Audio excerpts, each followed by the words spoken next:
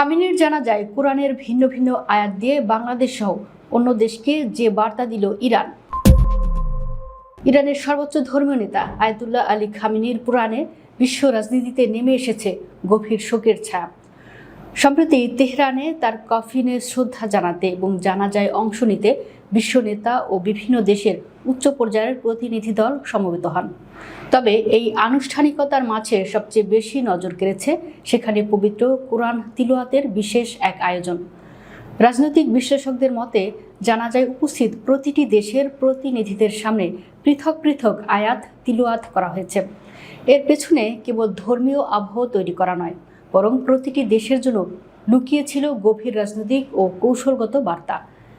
বাংলাদেশ থেকে এই রাষ্ট্রীয় শোকানুষ্ঠানে দেশের প্রতিনিধিত্ব করতে অংশ নেন জাতীয় সংসদের স্পিকার মেজর অবসরপ্রাপ্ত হাফিজউদ্দিন আহমেদ।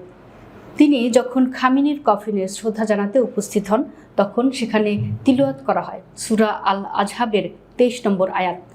আয়াতের বাংলা অর্থ, মুমিনদের মধ্যে কতক আল্লাহর সাথে তাদের কৃত অঙ্গীকার সত্যে পরিণত করেছে। তাদের কেউ কেউ নিজেদের শপথ পূর্ণ করেছে, আর কেউ কেউ প্রতীক্ষায় আছে, এবং তারা তাদের অঙ্গীকারের সামান্যতম পরিবর্তন করেনি। ইসলামিক ও রাজনৈতিক বিশ্লেষকরা এই আয়াত নির্বাচনের পেছনে গভীর তাৎপর্য দেখছেন।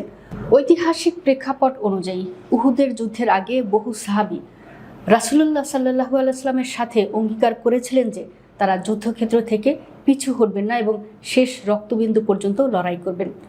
সাদ ইবনে মুয়াজ রাদিয়াল্লাহু তাআলা আনহু সহ বেশ কয়েকজন সাহাবী শাহাদাত বরণের মাধ্যমে সেই অঙ্গীকার পূর্ণ করেছিলেন। বাংলাদেশকে এই আয়াত শোনানোর মাধ্যমে ইরান সম্ভবত ঢাকা তেহরানের দ্বিপাক্ষিক সম্পর্কের ক্ষেত্রে পারস্পরিক প্রতিশ্রুতি রক্ষা, কঠিন পরিস্থিতিতে আদর্শে অবিচল থাকা এবং অন্যায়ের বিরুদ্ধে আপোষহীন অবস্থানের বার্তা দিতে চেয়েছে। কেবল বাংলাদেশ নয়, অন্যান্য দেশের ক্ষেত্রেও এমন সুনির্দিষ্ট বার্তা স্পষ্ট ছিল।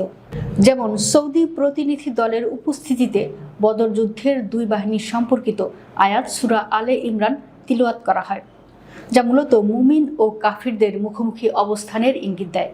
আবার তুরস্কের প্রতিনিধিদের সামনে সূরা আল নিসার 95 নম্বর আয়াত পড়া হয়, যেখানে ঘরে বসে থাকা মানুষদের চেয়ে জানমাল দিয়ে লড়াই করা সংগ্রামীদের শ্রেষ্ঠত্ব দেওয়া হয়েছে।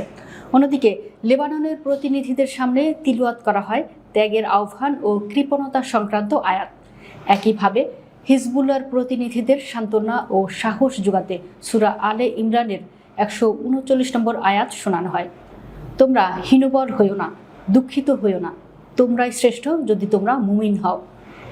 ইয়েমেনের হুথি প্রতিনিধিদের সামনে শক্তি ও অবিচলতার আয়াত আলে ইমরান এবং মধ্যস্থতাকারী দেশ কাতারের প্রতিনিধিদের সামনে ক্ষমা ও অনুগ্রহের আয়াত আলে ইমরান তিলাওয়াত করা হয়।